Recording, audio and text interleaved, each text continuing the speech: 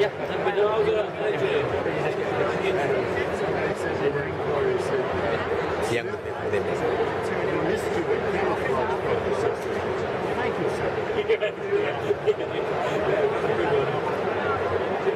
happily, I didn't get to see anything nasty. We were always somewhere else. But yeah, then there was an opportunity tomorrow, right? Captain said we're not somewhere else. Happily, so the captain meetings in charge, being in the engine room, keep up with the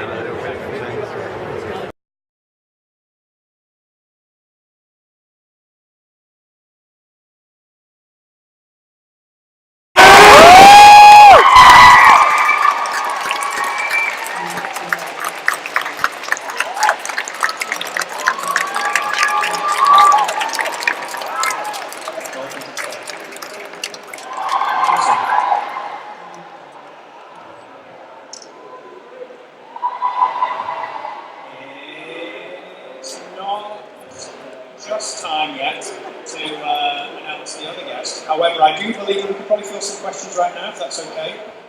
Take a few questions now. If that's all right. Lovely. So, hands raised, please, and we'll sort of meet and we'll work out where we want to go. So. All right, right there.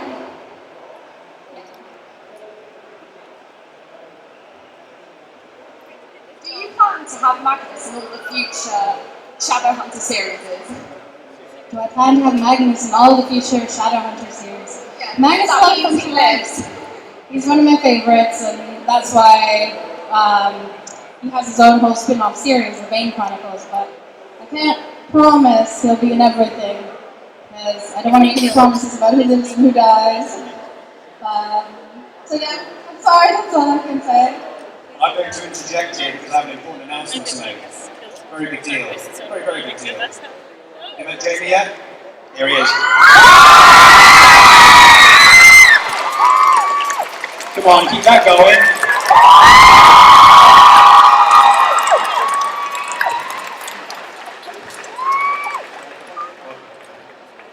Good afternoon, everybody. Okay, so I think we just need to continue with some questions first, and then I will make a surprise announcement. Okay, sounds good. So, your guest, maybe Jamie, Jamie, how you doing? You're right. Okay. Oh yeah, no, my mum was just trying to call me. We'll wait. We can wait. Alright, okay. So do you want to pick the next one? Do you want to do it? In the beautiful blue dress. Hey, the angel at the end of the last book, is that the one that we know about and have seen through the series, or is it just a different angel that... Wait, I'm sorry, I couldn't hear. At the end of the last couple of pages in the last book, you see the angel on the steps. But is that the main one that we're seeing through the series? Yes. Or it is him? Yes. I'm trying to use spoilers. Yeah, I was trying to question it, that's weird. But... Okay. Let's see, sorry, back there on the aisle. You want to stand up?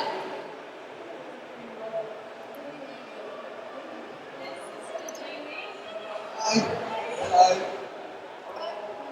Was it harder training for Camelot or for more instruments? And what's the coolest trick you learned?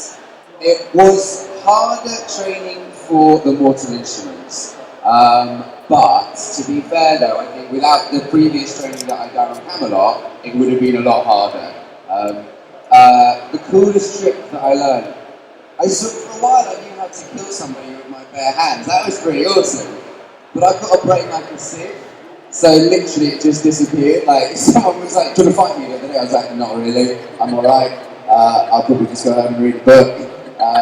So yeah, front flips and yeah, loads of cool stuff. What's your question? I just got one for Jamie. There. Yeah.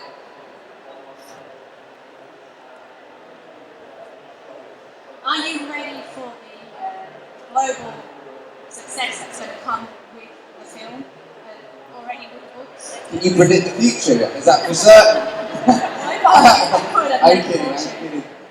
I suppose, like, for me personally, it's not something that I really like focus on. It's not something that I want to focus on, or that sort of concerns me. What I really enjoy is coming to things like this and meeting the fans of the book series, the original fans, you know, that made it possible for me to do the film and made it possible for us to make the movie.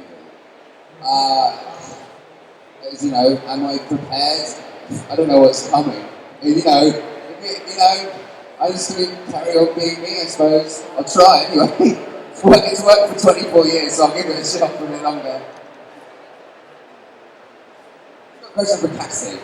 Me? Yeah, that's right, I'm going to come off. I guess that was fair. You with the Clary Frey gloves. Hi, Cassie. Hi, I just want to know why you named your books like that. Oh, just hold the microphone closer to your mouth. There we go. Why did you name your books like that? Like the mortal instruments and stuff? I mean, why the titles? Like, why City of Bones, City of Ashes, City of Glass? Yeah, it's quite a strange name. The City of Bones, I named because one of the inspirations for the book came from the catacombs in Paris. They're under the city, and they're where all the sort of bones from the cemeteries of Paris have washed up over the years and years. And they built a whole city out of bones, chandeliers made out of bones, tables and benches, and roads made out of bones. It's amazing. And so I kind of took the idea of the city made out of bones and put it into the books. There's the City of Bones, where all the bones of the shadow hunters are burned and made into ashes, and the ashes make the city. And so I named the book after that because it's such an important place for the shadow hunters, and then I wanted, there to be continuity between the titles. So City of Glass is Alicante because it has the glass towers. City of Lost Souls, City of Heavenly Fire, they're kind of self-explanatory when you read the book. So I just gave them all the city titles so they would connect up to each other. If it's okay with you, I'm going to pick the next one, and it's going to be this young lady over here. For Cassandra, like, how much of a role were you in choosing the cast of the film, and what was it like seeing your characters come to life? Okay, so the question was how much of a role I had in choosing the cast. Pretty big, actually, more than I really thought that I would. They attached Lily actually first, and I didn't have any say in choosing her, but I was very happy with the choice, so I called them and said, "Good job, I like Lily." Great. And they were like, "Oh, did you want to be involved? In the casting? Were you interested?" And I was like, "Yes, actually, I would love to have, some vote in the casting. Thanks for asking." And so I made friends with the casting director, and she would let me kind of log on to the casting server, watch all the videos of all the auditions. We had hundreds of Jaces, different people doing different auditions before we found Jamie, and then there were hundreds of Simons, hundreds of Alex. It was really fascinating to kind of watch everybody's different interpretations of the characters. And I never had the kind of vote where I could just call up and say, Harold, the art director, and our producers, cast this person. That's who I want. But I got a vote, sort of like a vote among 20 votes. And if I really, really, really didn't want someone, then I would say no. And this is my veto vote. I get my occasional veto vote, and this is it. I only did that twice.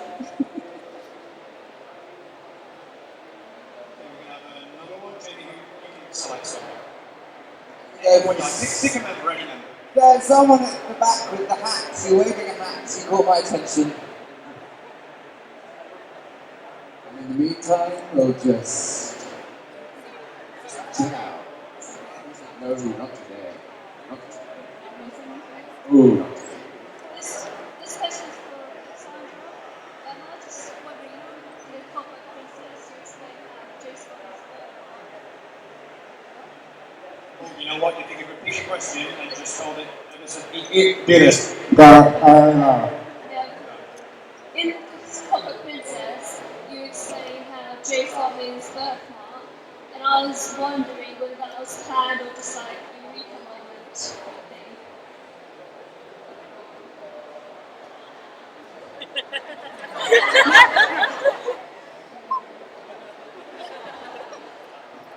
Alright, okay, so Clockwork Princess, you find out where Jace got his birthmark. Can you hear me okay? Okay. So yes, the birthmark that we find out that Jace has in the second book / second movie. James very committed to his role, so he's going to get a birthmark that matches. Correctly. And so we find out the origins of it. But in City of Glass, actually, Luke's sister explains to Jace, this birthmark, that you have your father.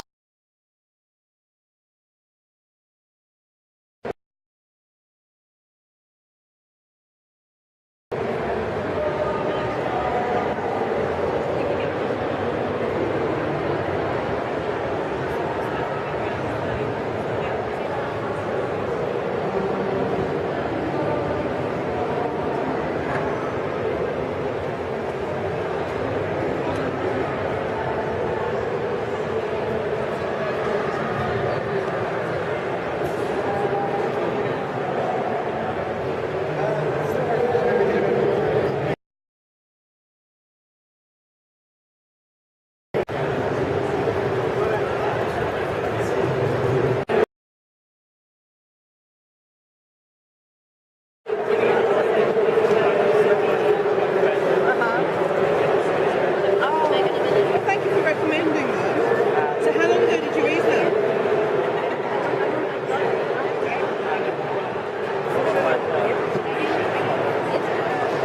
Oh, okay. So you're a writer as well then? Excellent. And what kind of things do you write then?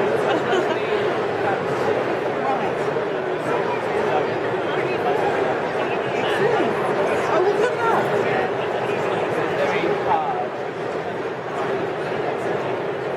Yeah. So I actually had 3 books published before I did one major.